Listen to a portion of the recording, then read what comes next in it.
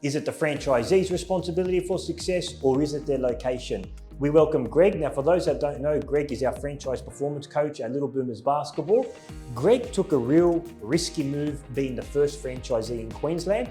In about 8 months, his territory in Queensland went up to about 96 enrollments, and that's just in about 6 months. In your opinion, do you think the high-performing franchisees and the low-performing franchisees, do you think there's traits that differentiate the two?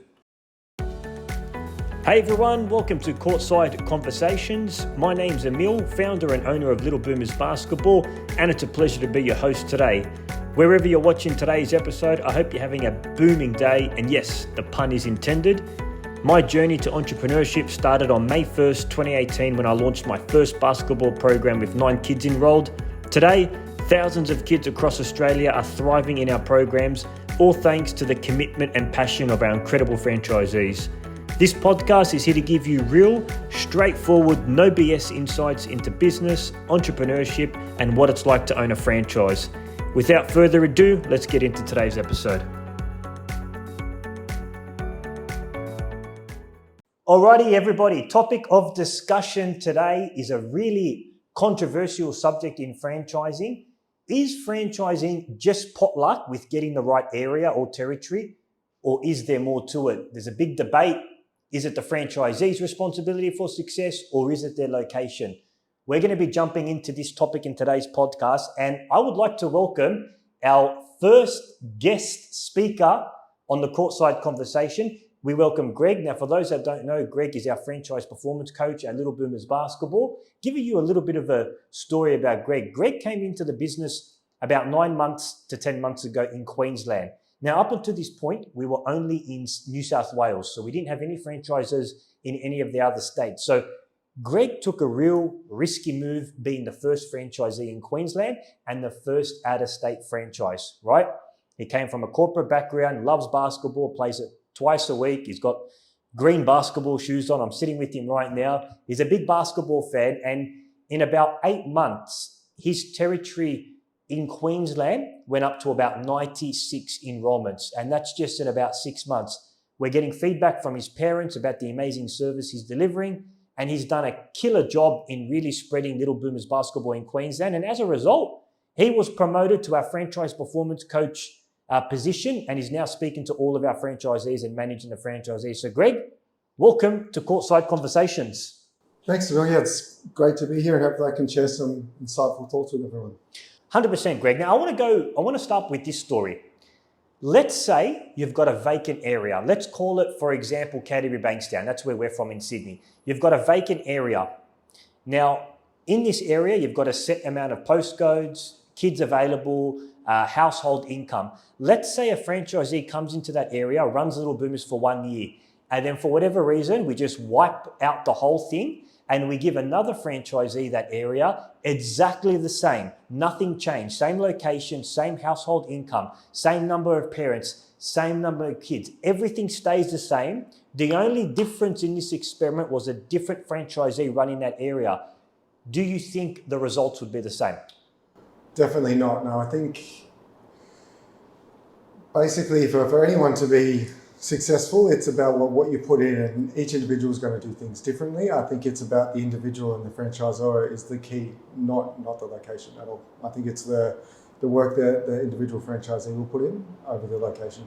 Awesome. Just a little bit louder in your talk, Greg. Okay, just so we can hear you. So we can agree that, all right, so then if we're going to say that it's not based on the location, it's about the franchisee, in your opinion, if you could have put a percentage split of how much the success is based on location versus the individual franchisee, what would you say that split is out of 100%? I'd probably say 80-20. 80-20? I'd say 80% is on the franchisee, because you can make a business work through the work you put into it. As long as you have the equal opportunity of every other area, I think you can definitely make it work. And I agree with that. I think 70-30, but I think 80-20 is also correct. So 80% of the success is based on the individual franchisee, their daily habits, their success habits, their mindset, which we're going to talk a little bit later. And 20%, we can call it external factors, what location that they have. And like I say this all the time, I'll be speaking to somebody interested in franchising. Which area do you think is the best? Can you give me a breakdown of all the postcodes? And I think it's great to do your research to see what's in the area, but if it's going to only have 20 or 30% of your results, it's not worth spending months and months researching, because all of our areas, how we've mapped them, are very big and large areas, all got a lot of potential. I think the focus should be on what strategy are you going to come in, what mindset are you going to come in into running the business, because that's going to have an impact on 80% of the results. Now, Greg, you work with franchisees. We've got about 15 franchisees in our network. You speak to franchisees on a day-to-day basis. In your opinion, do you think the high-performing franchisees and the low-performing franchisees, do you think there's traits that differentiate the two?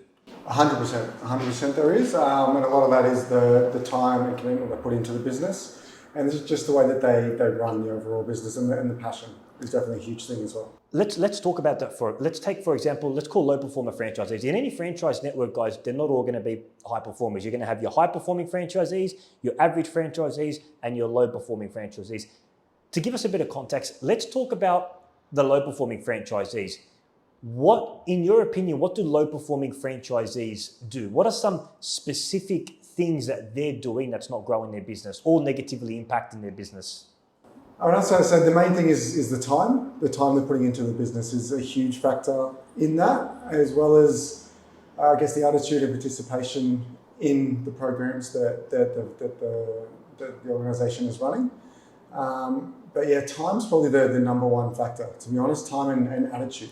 Attitude, 100%. Having a positive attitude, a go-getter attitude, I think, is the important thing, and having resilience to be able to take hits and just move forward. So I think that's a great thing that we know that in any franchise business, what you put in is what you get out.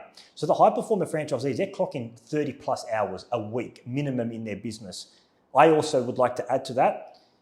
There's a principle that we go by called speed to lead. I believe the best franchisees are getting back to parent inquiries and leads within 30 minutes or even an hour max. They're calling people, they're fast, they're prompt, they're getting back to school inquiries, and as a result, they're getting business from that. Whilst the low performers might get back to it a day later, 2 days later, by that time, the parents shopped around, they've looked at other programs, maybe they're not even buying anymore. So speed to lead plays a big factor.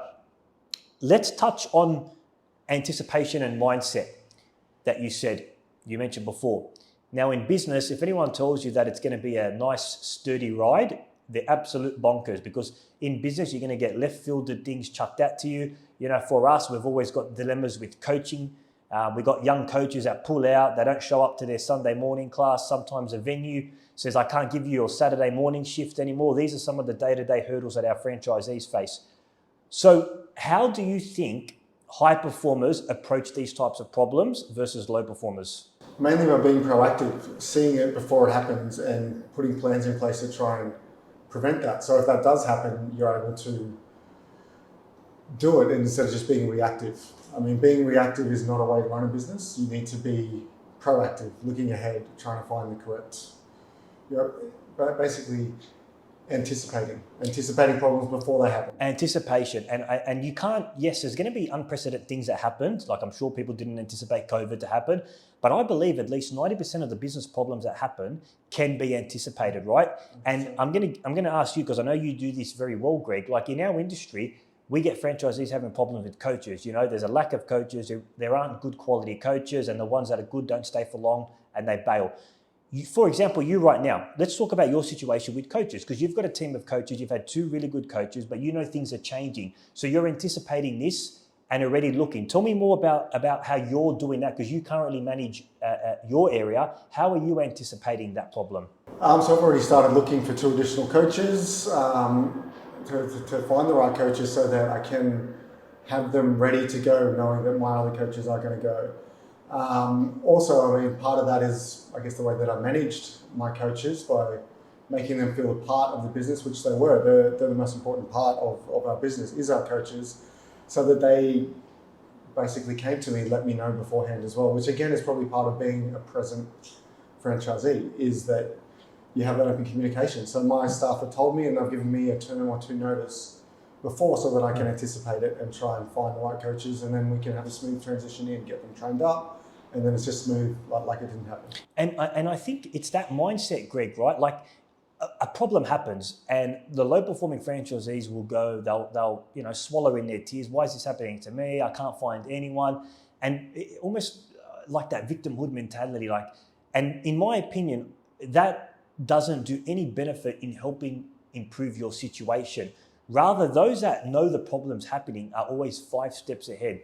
Patrick Bet-David talks in his book, Plan Your Next 5 Moves. And I think as a business owner, you need to be able to plan these problems. Like I run my area as well. I know that in term 1 and term 4, enrollments are going to be lower. So I'm marketing more. I also know that some of my coaches from term 4 to term 1 leave because they have a 6-week break to reevaluate their lives, where they want to be, what they want to do. So what do you think I'm doing? I'm interviewing for coaches in term 4, knowing that a couple of my great coaches might not be around for term 1. I also know that some of my coaches have apprenticeships because a lot of them are young university kids, and there's an apprenticeship that's involved full time. I know when that's happening so that I'm planning in advance to get someone in so that I'm not caught on my feet. So I think, Greg, you really raise a good point about being in that mindset of anticipation and not having that victimhood. I think that's what separates the low performers and the high performers. I also think, in my opinion, in a franchise network, the high performers don't rely solely on the head office marketing. I believe they are constantly marketing their product and services locally. What comments would you like to add to that? I think that's 100% true that you can't just rely on the head office. I mean, ultimately it's your business and you've got to promote that yourself by putting money in. Like any business, the more money you put in, the more that comes back generally by doing that promotion and really pushing it out. I think that's one of the most important factors, and that's, again, something in my day-to-day job that I do see. The more successful franchisees are putting in their own advertising money, additional staff targeting their particular area, which is really, really important, I think. Hey, just quickly, if you're enjoying today's episode, it will mean the world to me if you can leave a positive review or share it with a friend that may benefit from this. I've also put some bonus resources in the description, including a real franchise case study that you can download under our Franchise Success Blueprint. Hope you find it useful. Enjoy the rest of the episode and rock on. Adios. Because the network marketing, like a great franchise company will have fantastic network marketing, but that nothing does better than your local area marketing, which in our case, in our company, contacting the schools, contacting the daycares, running local Facebook ads, all those types of marketings hit the community locally where network-wide advertising can't. What I notice, the high performers are constantly reinvesting a portion of their profits into local area marketing because they know that if 1 or 2 people see those ads, let a friend know and a parent know, they might get 5, 6 new kids enrolled into the program. I want to touch on a story that happened with one of our high performer franchisees, Philip and Paul, who actually own 2 areas. About maybe 6 to 8 months ago, they had a venue where they were operating a lot of classes in. And this venue, I think they had over 120 members. They get a phone call saying, hey, new management, we want you out. We need our weekends back because we want to run local competitions. This will be your last term. Now, I wasn't aware of this situation as it happened in real time. However, what Philip and Paul done where they heard this news where they're potentially losing 120 members, they went in all hustle mode and started calling schools and centers to see who can accommodate them. And after persistence, they found a venue that could accommodate them and at half the hourly rate, at half the price of the current hourly rate that they were paying at that existing venue. So not only did they find somewhere, but they're actually making more profit, double the profit, because when you cut one of your overheads in half, your bottom line increases by double. So their bottom line increased by double. And, shout out to Philip and Paul. I still remember that story of a high performer franchisee. Let's talk about marketing, Greg, right? I like to use this analogy. Marketing can't fix a bucket that's leaking, right?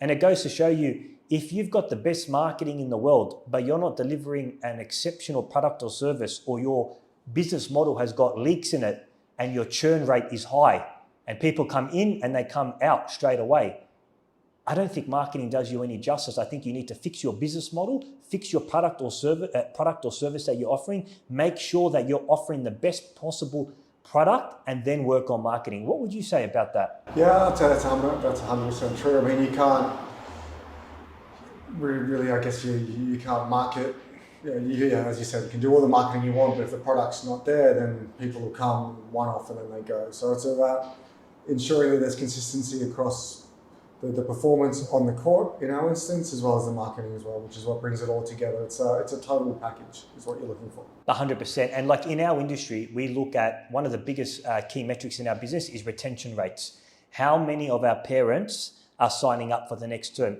If you're delivering a great service, our high performers are over 75, 80% of parents coming back. Now, let's say, for example, you've got a class of 20 kids and your retention rate is 50%. That effectively means you're losing 10 customers every single term, which means you need to find 10 other kids to fill up that class. Imagine you're doing that every single term versus the franchisee that has an 80% retention rate. And what's that? 80% of 20, you've got 17, 18 kids, so 3 are leaving, which means you've only got 3 spots to fill every single term. Imagine you compound that over time. The person that's operating at a 50% retention rate is going to have a hard time marketing trying to fill 10 kids up. So that was a little bit of an interesting thing in our industry. Right, so Greg, let's finish this podcast by having you give the holy grail. If you can boil down 3 tenets, 3 fundamental principles that make a successful franchisee, the most 3 important tenets. Let's call it a cheat sheet. What would that be? Tenet 1, tenet 2, and tenet 3. Go for it.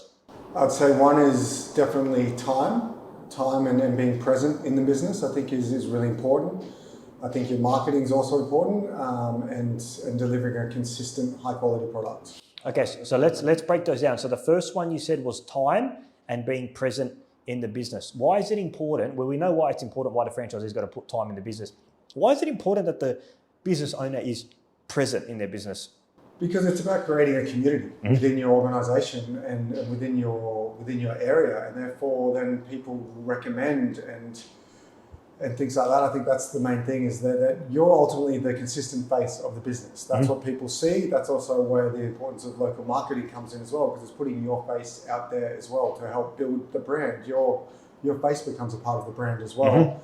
And people like knowing that there's consistency there, and they can come and talk to the owner of the business whenever they want. And like, I have my parents send me text messages, even say, for instance, just uniquely during the weather event that Queensland just experienced, I had about 70 text messages from parents checking that everyone's all right. Wow. And that goes to show you the community you're building. Which I think is an amazing thing to see, that I feel like I'm not just delivering a service, I'm building a community. And I love that the parents are friends and things like that, which is important as well. And I'm part of that group too. Greg, that's a fantastic point. So tenet number 1 is putting in the minimum time and being present in the business so that you can build a community, because people want to see the owner's face.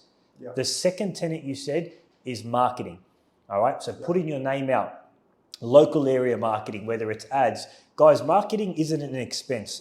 I know it's an expense on a P&L statement, but it's an investment in my opinion, because in the busy world that we live in today, you must always be putting out client testimonials, the services you offer. You can never market yourself enough, especially in the noisy world that we live in. So tenet number 1 is always think marketing, always think of putting your word out. What would the third tenet be?